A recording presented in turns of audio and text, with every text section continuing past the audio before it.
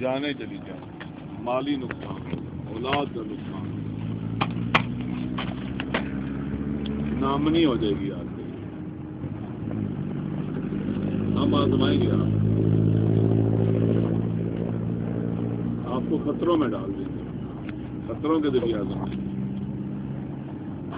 آپ کے جانی خطرے، مالی خطرے، اولاد کے خطرے، ہر قسم کے خطرات، آپ کے دین کو خطرہ، ایمان کو خطرہ، خطرات کے ذریعے آپ کو آزمایا جائے گا. وبشر الصابرین، اور اے رسول بشارت دے دے ان کو جو کہ صابر ہیں، جو ان خطرات کے مقابلے میں گرتے نہیں ہیں، جو ان ابتلاعات کے مقابلے میں گرتے نہیں ہیں، ہمت نہیں ہارتے، حوصلہ نہیں ہارتے، اسٹینڈ لیتے ہیں، کھڑے رہتے ہیں.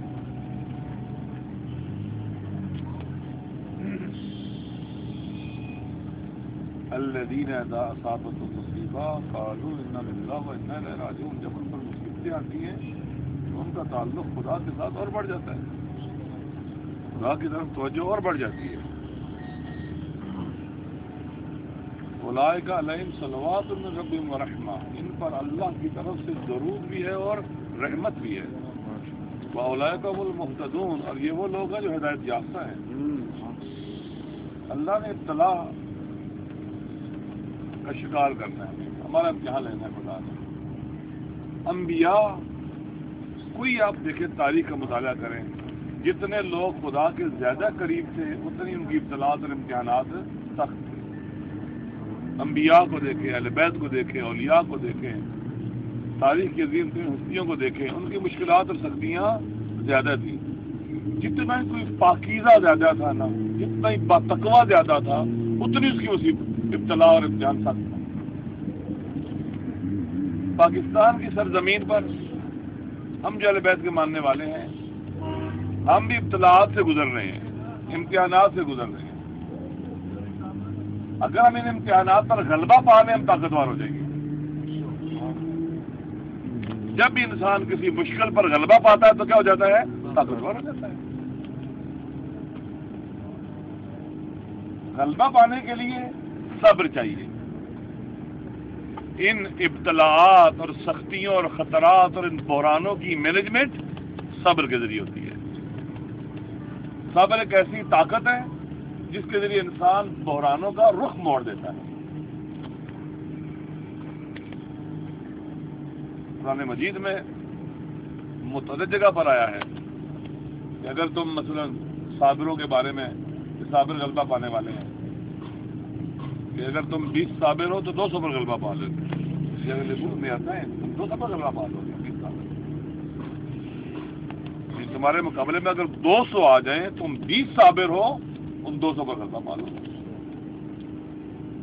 یعنی صبر ایک طاقت ہے، صبر ایک غلبے کی کنجی اور چابی ہے. اس کے ذریعے انسان مشکلات کا رخ موڑتا ہے. بڑے محمد والے ہوتا ہے.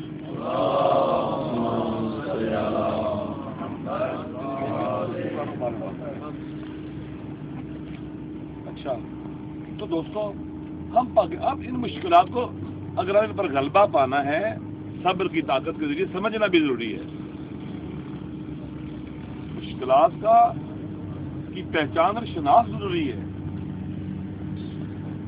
یہ مشکلات کس نوعیت کی ہیں، کیوں ہیں، کون ہے اس کے پیچھے، اہداف اور مقاصد کیا ہے. دیکھیں دنیا میں جو ملک ہے نا، ان کو 4 حصوں میں ہم تقسیم کر سکتے ہیں کنٹریز کو. ایک سپر پاور، ایک ورلڈ پاور، ایک ریجنل پاور اور ایک کمزور ممالک. ایک زمانے میں رشیا اور امریکہ 2 سپر طاقتیں تھیں. آدھی دنیا رشیا کے کنٹرول میں تھی، آدھی دنیا امریکہ کنٹرول میں تھی. ان کا آپس میں ٹکراؤ تھا مفادات کا. امریکہ نے کوششیں کی پوری دنیا کو ساتھ ملایا، مسلمانوں کی فکری اور نظریاتی طاقت کو ساتھ لیا، جذبہ جہاد کو ساتھ دیا، بالآخر امریکہ نے روس کو سپر پاور کی حیثیت سے ختم کر دیا اور تنہا سپر پاور رہ گیا۔ روس ورلڈ پاور بن گیا، عالمی طاقت بن گیا، سپر پاور نہیں رہا، اور دنیا کیا بن گئی؟ یونی پولر ورلڈ بن گئی۔ ورلڈ پاورز میں مثلا چائنا بھی ہے، رشیا بھی ہے، ریجنل پاورز کے اندر ایران ہے، امریکہ کی بھی حامی ریجنل پاورز ہیں، یورپ کے اندر ہیں، اور علاقوں میں ہیں مثلا، تو بعض اوقات وہ ورلڈ پاور کی حیثیت بھی رکھتے ہیں جس کی حامی ہے۔ بہرحال اب امریکہ کی کوشش کیا ہے کہ جو ورلڈ پاورز ہیں یہ سپر پاور نہ بن سکیں، وہ پوری دنیا پر اپنا کنٹرول باقی رکھنا چاہتا ہے نا۔ جو ورلڈ پاورز ہیں وہ ریجنل پاور بن جائیں اور محدود ہو جائیں، لمیٹڈ ہو جائیں، اور جو ریجنل پاورز ہیں وہ کمزور ہو جائیں اور وہ بالکل کمزور ممالک میں ڈھل جائیں۔ یہ اس کی پوری کوشش ہے تاکہ دنیا اس کے قبضے میں رہے۔ اس کے لیے وہ بحران کھڑے کرتا ہے پھر ان ممالک کے اندر، اور اپنے جو مد مقابل ایریاز ہیں، لیٹن امریکہ کے اندر بحران جو اس کو قبول نہیں کرتے، افریقہ میں بحران، جہان اسلام میں بحران، ایشیا میں بحران اور مشکلات کھڑی کرتا ہے، گلف کے اندر بحران اور مشکلات۔ وہ چاہتا ہے کہ انرجی کے ذخائر بھی اس کے قبضے میں ہوں، چونکہ انرجی امریکہ کے لیے ایک اکنامیکل مسئلہ نہیں ہے، اس کی سیکیورٹی سے ریلیٹڈ ہے، ذہن میں رکھ لیں۔ امریکہ کی سیکیورٹی داؤ پر لگی ہوئی ہے انرجی کے مسائل کی وجہ سے۔ اگر انرجی کے ذخائر امریکہ کے دشمنوں کے ہاتھ میں چلے جائیں، امریکہ کی سیکیورٹی انڈر کوسچن چلی جاتی ہے، امریکہ کی سالمیت خطرے میں پڑ جاتی ہے۔ اسی طرح سے ایشیا امریکہ کے لیے ایک خطرہ ہے، تھریٹ ہے، اور ایشیا کے اندر پھر رشیا بھی آ جاتا ہے، ایک حوالے سے چائنا بھی آ جاتا ہے۔ ایشیا کے اندر جمہوری اسلامی ایران ایک پاور ہے، پاکستان ایک پاور تھا۔ اب اس کی کوشش کیا ہے، اس کے دشمن کون ہیں؟ وہ تمام فورسز جو اس کی سپریمیسی کو قبول نہیں کرتی، اس کے مقابلے میں سٹینڈ لیتی ہیں۔ ان کو ویک کرنا ہے اس نے، لیٹن امریکہ کے اندر ممالک کو ویک کرنا ہے، افریقہ میں اگر کوئی ہے اس کو ویک کرنا ہے، ایشیا میں ان کو ویک کرنا ہے، کمزور کرنا ہے، جان اسلام کو کمزور کرنا ہے، کیونکہ جان اسلام کے اندر جو آئیڈیالوجی ہے، اسلامی آئیڈیالوجی، وہ دنیا کی کسی بھی آئیڈیالوجی کو شکست بھی دے سکتی ہے اور وہاں پر اپنا نفوذ پیدا کر سکتی ہے۔ اسلام کو ایک تھریٹ کے طور پر لے کر اسلام کا امیج خراب کرنا، یہ بھی امریکہ کی سپر پاور کی حیثیت کو باقی رکھنے میں مفید ہے۔ مسلمانوں کے درمیان تفرقہ پھیلا کر مسلمانوں کو لڑانا، اندر سے کھوکھلا کرنا، یہ بھی امریکہ کے لیے مفید ہے۔ مسلمانوں کے مختلف مسائل کے اپنے اندر بھی اختلافات پیدا کرنا، ان کو ٹکراؤ میں تبدیل کر دینا، یہ بھی اس کے فائدے میں ہے۔ مختلف ممالک کے درمیان اختلافات اور مسائل کھڑے اور ڈسٹربنس رہے، یہ بھی اس کے فائدے میں ہے۔ پاکستان جو سوکل جیشی حیثیت رکھتا ہے، بڑی اہمیت ہے پاکستان کی۔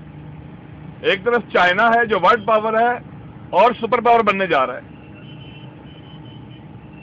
ایک طرف اس کے ایران ہے جو ریجنل پاور بن چکا ہوا ہے، ایک طرف انڈیا ہے، ایک افغانستان ہے جو وسطی ایشیا کا گیٹ وے ہے، پاکستان یہاں ہے۔ چائنا کو ورلڈ پاور سے اوپر نہیں جانے دینا، اس کے مقابلے میں کس کو کھڑا کرنا ہے؟ انڈیا کو۔ پاکستان کے اچھے ریلیشن ہے چائنا کے ساتھ، پاکستان کمزور ہونا چاہیے، ویک ہونا چاہیے پاکستان، جان اسلامی کمزور ہونا چاہیے، انرجی کے ذخائر امریکہ قبضے میں ہونے چاہیے، ایران کمزور ہونا چاہیے، سینکشن لگائی جاتی ہیں، جنگ ہے، مشکلات ہیں، مسائل ہیں۔ سیریا کے اندر جو جنگ انہوں نے مسلط کی ہوئی ہے، جہان اسلام کے لوگوں کو وہاں پر لے کے گئے ہوئے ہیں، مختلف تکفیریوں کے افرادیوں کو، اس لیے کیوں لے گئے وہاں پر؟ تاکہ رشیا کو اور لمیٹڈ کر دیا جائے، جو ریزسٹنس کا بلاک ہے اس کو توڑ دیا جائے، اسے کمزور کر دیا جائے، اس کا ستون گرا دیا جائے، جو امریکہ کے لیے ایک تھریٹ کی حیثیت اختیار کرتا چلا جا رہا ہے، اور امریکہ کے بنائے ہوئے اس خطے کے اندر جو سیکیورٹی پلان ہے اس کو ختم کر رہا ہے، اس کو ڈیمیج کر رہا ہے۔ لہٰذا ایک بڑی انٹرنیشنل لیول کے اوپر جو پلاننگ ہے وہ آتی ہے، جو پتھر پھینکا جاتا ہے، پھر لہریں پیدا ہوتی ہیں. ہم ایک ایسے ملک میں ہیں، لہذا پاکستان کے اندر شیعہ سنی لڑائی پاکستان کو کمزور کرنے کے لیے، شیعوں کے درمیان اختلافات پاکستان کو کمزور کرنے کے لیے، خود سنیوں کے اندر لڑائی پاکستان کو کمزور کرنے کے لیے. پاکستان 20 کروڑ عوام کا ملک، ایٹمی طاقت، ایک خطے کی بہت بڑی پاور بن سکتا ہے اگر طاقتور ہو، چائنا کے ساتھ کھڑا ہو. چائنا سپر پاور بننے کی طرف اگر سفر کر رہا ہے تو اس کو سپورٹو ہو سکتا ہے. چائنا کو گوادر تک بہترین راستہ گرم پانی تک پاکستان کے ذریعے ملتا ہے، جو شارٹیسٹ روٹ ہے چائنا کے لیے، جس میں چائنا کے بھی فائدہ ہے، پاکستان کا بھی فائدہ ہے. لہذا پاکستان کو ڈسٹرب رکھنا ہے، کمزور رکھنا ہے. گلگت اور بلتستان سے لے کر کوئٹہ تک حالات خراب رکھنے ہیں، کراچی تک حالات خراب رکھنے ہیں، فاٹا میں حالات خراب رکھنے ہیں، پشتونخوا کو میں حالات خراب رکھنے ہیں. اس ملک کو کمزور رکھنا ہے. بس ہم ایک ایسے ملک کے اندر، اب اس میں انوالومنٹ کن لوگوں کی ہے؟ لوکل فورسز بھی ہیں، ریجنل فورسز بھی ہیں اور انٹرنیشنل فورسز بھی ہیں. طاقتور کنٹریز اس کے اندر ہیں. ریجنل فورسز کون ہیں؟ تکفیری ہیں، جو اپنے علاوہ دوسروں کو کافر کہتے ہیں. تو شیعہ کو بھی کافر کہتے ہیں اور سنی کو بھی کافر کہتے ہیں. اور ان کو جان بوجھ کر بڑی پلاننگ کے تحت سوسائٹی کے اندر اتنا طاقتور بنایا گیا، سیاسی طور پر، مذہبی طور پر، مختلف حوالوں سے، سماجی طور پر اتنا طاقتور بنایا گیا مذہبی طور پر کہ سوسائٹی اپنا بیلنس کھو بیٹھی ہے. اب دیکھیں پاکستان میں اہل سنت بریلویوں کی کوئی سیاسی پاور ہے؟ نہیں ہے. شیعوں کی سیاسی پاور ہے؟ نہیں ہے. لیکن ان کی سیاسی پاور ہے، ان کی مذہبی طاقت ہے، ان کے پاس مسلح طاقت ہے. فوج کے اندر ان کو انڈکٹ کیا گیا، مساجد کے اندر ان کو انڈکٹ کیا گیا، ڈی ایچ اے کے اندر ان کو انڈکٹ کیا گیا. اور افسوس کے ساتھ کہنا پڑتا ہے کہ ان تکفیریوں کا، کیونکہ تکفیریوں کی سارے کے سارے جو تکفیری ہیں ان کا تعلق مسلک کے دیوبند سے، اور مسلک کے دیوبند کی جو ہیڈ آفس ہے وہ کہاں ہے؟ انڈیا میں. دیوبندیوں کا مرکز کہاں ہے؟ انڈیا میں. ان تکفیریوں کا اب بین الاقوامی ایجنسیز، سی آئی اے، موساد، را، خاد، ان کو استعمال کرتی ہیں. یہ فوج کے خلاف بھی اٹیک کرتے ہیں، یہ پولیس پر بھی اٹیک کرتے ہیں، عوام پر بھی اٹیک کرتے ہیں، شیعوں کو بھی مارتے ہیں، اہل سنت کو بھی مارتے ہیں. پورے ملک کو امن کرنے کے لیے یہ باقاعدہ علاقائی اور بین الاقوامی قوتوں کے اعلی کار کے طور پر استعمال ہوتے ہیں، اور یہ وطن کا دشمن ہے. ہماری حکمرانوں نے جو قدرت مند فورسز تھی، ریاستی ادارے تھے، انہوں نے ان کو بہت پاورفل بنایا، ان کے لشکر بنائے، سیاسی طور پر طاقتور بنایا. صبح خیبر پختونخوا پورا ان کو دے دیا، بلوچستان دے دیا، مرکز میں ان کو اتنی سیاسی طاقت دے دی ان کو. ٹھیک ہے، پاکستان شیعہ اور سنی نے مل کر بنایا تھا، ان کو آئسولیٹ کر دیا گیا، سسٹم سے آؤٹ کر دیا گیا ان کو. اب بیلنس آف پاور جو ہے نا وہ ڈسٹرب ہو چکا ہوا ہے اس ملک کے اندر. واپس لٹانا ہوگا اس بیلنس آف پاور کو. اگر نہیں لٹایا جائے گا اس ملک کے حالات ٹھیک نہیں ہوں گے. ایک ہمیں بہت بڑی جنگ لڑنی پڑے گی پاکستان دشمن قوتوں، اسلام دشمن قوتوں اور انسان دشمن قوتوں سے. ان کے کرتوتوں کے ذریعے اسلام کا امیج بھی خراب ہو رہا ہے، مسلمان امہ کے اندر بھی اختلافات پیدا ہو رہے ہیں، مسلمان ممالک بھی اندر سے کھوکھلے اور کمزور ہو رہے ہیں، اور نفرت اور تفرقے پھیل رہے ہیں. ان کی وجہ سے پھیل رہے ہیں. آج یہی لوگ پاکستان میں دہشت گردی کرتے ہیں، عراق میں ہی دہشت گردی کرتے ہیں، شام میں ہی دہشت گردی کرتے ہیں، ایران میں کرتے ہیں، یمن میں کرتے ہیں، سعودیہ میں جو وہاں پہ گناہوں کو مارا جاتا ہے، بحرین میں، ہر طرف یہی لوگ ہیں، یہی فورسز ہیں، تکفیری فورسز. لہذا ہمیں اس خطرے کو سمجھنا چاہیے. بڑا خطرہ ہے جو ہمارے ملک کو کھوکھلا کرنے کے لیے ہے ہمارے خلاف. ان کے اگر بین الاقوامی فورسز کے اہداف اور مقاصد تھے تو ان کے اپنے بھی تھے ہمارے خلاف. کیونکہ یہ شیعہ کو بھی کہتے ہیں کافر، سنی کو بھی کیا کہتے ہیں کافر. کہ شیعہ اور سنی کو کافر کہہ کے سوسائٹی میں اسولیٹ کر دیا جائے قادیانیوں کی طرح، ان کی سیاسی طاقت ختم ہو جائے، جو تھوڑی بہت ہے وہ بھی نہ رہے، ان کی سماجی حیثیت بھی ختم کر دی جائے، ان کی کوئی طاقتور آواز نہ ہو، ان کی عزاداری عبادت گاہوں میں قادیانیوں کی طرح محدود کر دی جائے، اور یہ بالکل ایک دبی ہوئی تیسرے چوتھے درجے کے شہری کے طور پر اس ملک میں رہے جیسے قادیانی ہیں۔ قادیانیوں کو ڈرایا، آپ شیعوں کس کے بدلے سنت کو کریں گے؟ لہذا دشمن کا مقابلہ کرتے ہیں۔ اگر وہ چاہتا ہے کہ اس ملک کے اندر تفرقہ ہو، ہم یونٹی کے لیے کام کریں گے، نفرت ہو محبت کے لیے کام کریں گے، اگر وہ چاہتا ہے یہاں نہ امنی ہو امن کے لیے کام کریں گے، اگر وہ چاہتا ہے کہ شیعہ سنی سیاسی طاقت نہ حاصل کریں سیاسی طاقت حاصل کرنے کے لیے کام کریں گے، اگر وہ چاہتا ہے کہ ہم میدان میں نہ ہوں ہمیں میدان میں رہیں گے، اگر وہ چاہتا ہے کہ ہمیں سماجی طور پر کاٹ کے رکھ دیا جائے ہم سوشل ریلیشن ڈیولپ کریں گے، معاشرے کے اندر کام کریں گے، اگر وہ چاہتا ہے کہ ہمیں قادیانیوں کی طرح کر دیا جائے ہم اس کو قادیانیوں کی طرح کر دیں گے، اگر جو اس کے اہداف اور مقاصد اگر ہم حاصل نہ ہونے دیں گے ہماری فتح اس کی شکست ہے۔ یہ کبھی خاموشی سے نہیں ہوتا، یہ میدان میں حاضر ہو کر ہوتا ہے۔ بیداری پیدا کرنی ہے معاشرے کے اندر، سوسائٹی کے افراد کے اندر لوگوں سے بیداری پیدا کرنی ہے تاکہ ظلم کے خلاف اٹھیں، اور ایسولیشن سماجی دیکھیں ہم اپنی مظلومیت کو طاقت میں بدلیں۔ اس وقت ہمارا دشمن وطن کا دشمن ہے، لہذا یہاں جتنے بازار ہیں دکانیں ہیں میسج لے کے جائیں ان کے پاس، پمفلٹ چھاپیں، خطرات کو بتائیں، مشکلات کو بتائیں، انہیں لے آئیں۔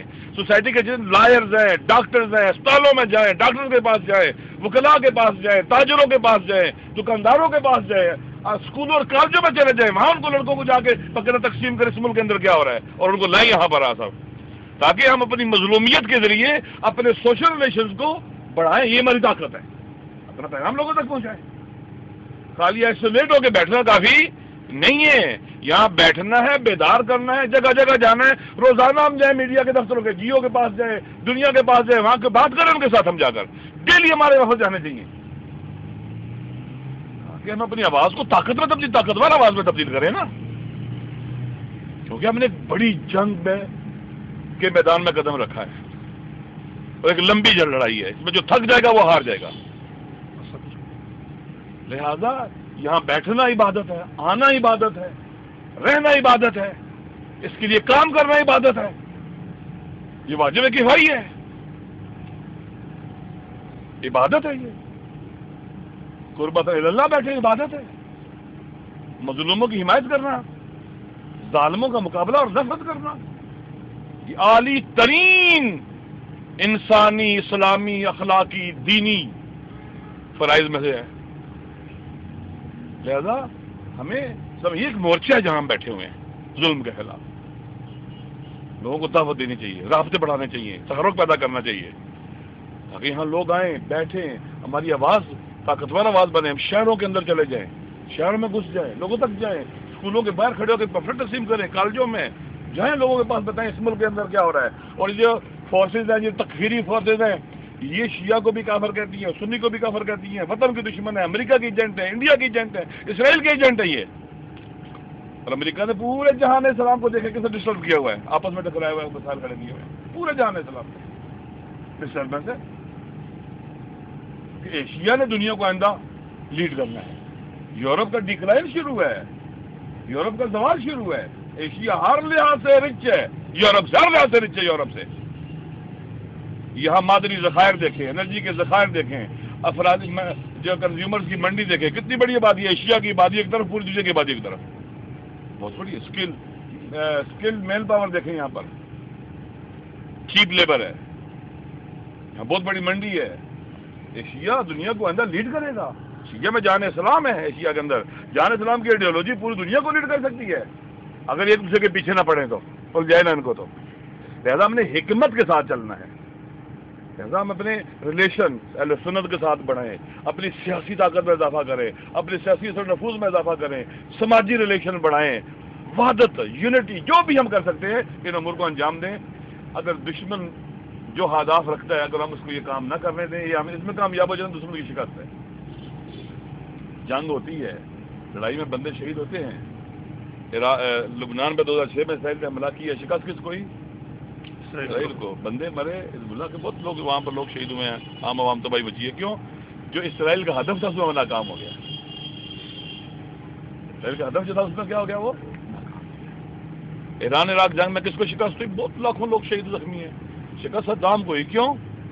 ایران نے کوئی عراق پر قبضہ کر لیا تھا؟ نہیں، عراق پر قبضہ نہیں کر لیا تھا، لیکن صدام کو شکست ہوگی جو دنیا کا مقصد تھا حملہ کرنے سے، وہ کیا ہو گیا؟ حاصل نہیں ہوا.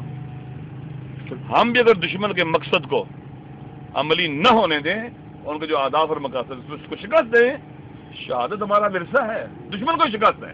دشمن مایوس ہوگا کہ میں 30 سال پوری کوشش کرنے کے باوجود جو چاہتا تھا وہ نہیں کر سکا. ہمیں اسے سماجی طور پر، سیاسی طور پر، دینی طور پر، ہر لحاظ سے اسے آئسولیٹ کر کے الگ تھلگ کر دینا چاہیے، اور کریں گے انشاءاللہ. لہذا ہمیں بیداری کے ساتھ اور بابصیرت ہو کر ان چیزوں کو درست درک کرنا چاہیے، سمجھنا چاہیے، اور پھر انشاءاللہ العزیز ان کا مقابلہ بھی کرنا چاہیے. امید ہے خدا متعال ہمیں وہ بصیرت دے گا، اور وہ صبر دے گا، اور وہ پائیداری اور استقامت دے گا، جس کے ذریعے ہم اس راستے پر ثابت قدم رہیں اور اپنی منزل کی طرف بڑھتے رہیں اور اپنی منزل تک پہنچتے رہیں. السلام علیکم ورحمۃ اللہ وبرکاتہ. محمد صلی اللہ